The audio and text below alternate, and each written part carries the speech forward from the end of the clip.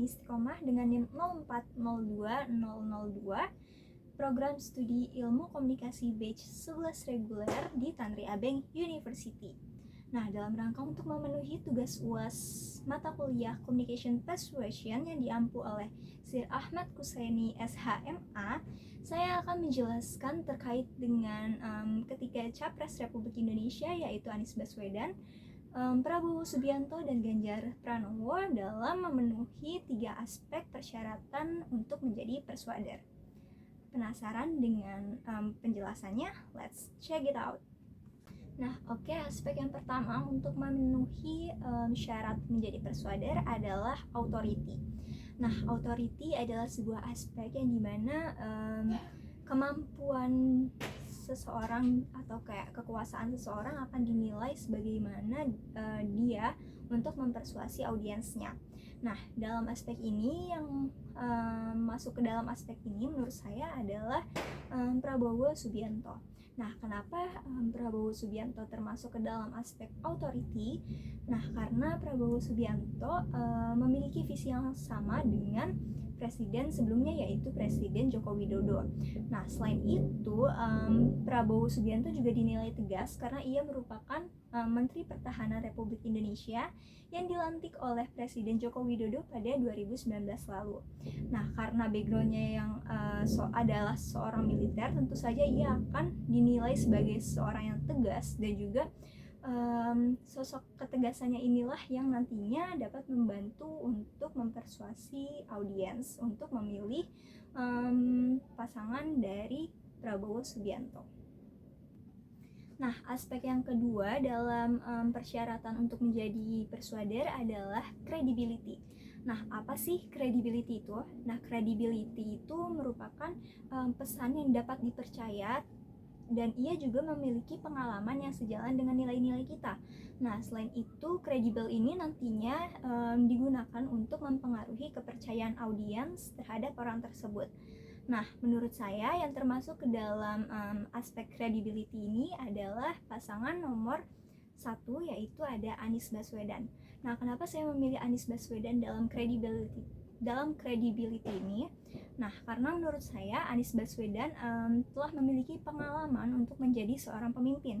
Seperti misalnya Anies Baswedan telah menjadi pemimpin Gubernur DKI Jakarta pada 2018 lalu.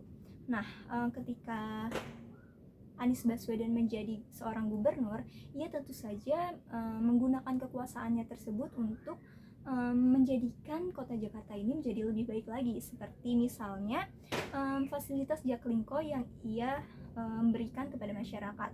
Nah, sekarang ini siapa sih yang nggak kenal sama Jaklingko? Jaklingko tuh kayak semacam angkutan umum, cuman fasilitas di Jaklingko ini tuh udah terintegrasi dengan teknologi, kayak masyarakat udah nggak perlu bayar lagi untuk memakai transportasi ini karena pembayarannya itu telah dibayar oleh pemerintah. Seperti misalnya masyarakat hanya perlu menggunakan sebuah kartu yang dimana nama kartunya itu kartu Jaklingko untuk menaiki transportasi ini. Nah, tentunya dengan adanya transportasi ini memudahkan para masyarakat untuk berpergian. Nah, karena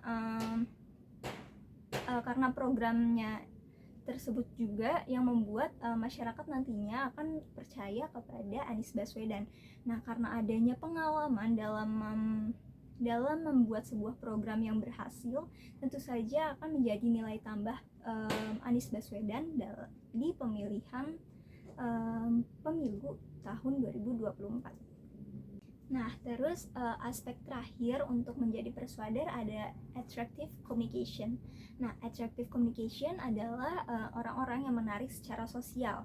Nah, dalam ketiga capres tersebut, yang menurut saya termasuk ke dalam aspek attractive communication adalah Ganjar Pranowo.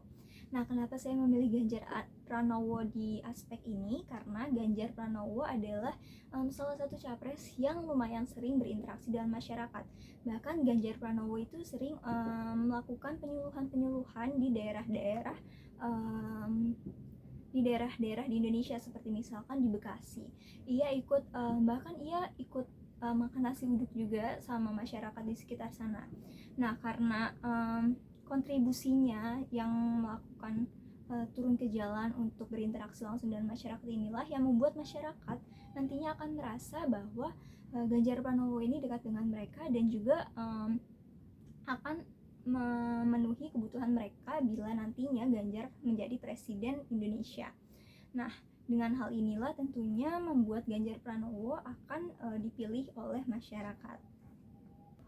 Nah, oke, mungkin sekian penjelasan saya terkait dengan ketiga capres yang memenuhi persyaratan untuk menjadi Perswada.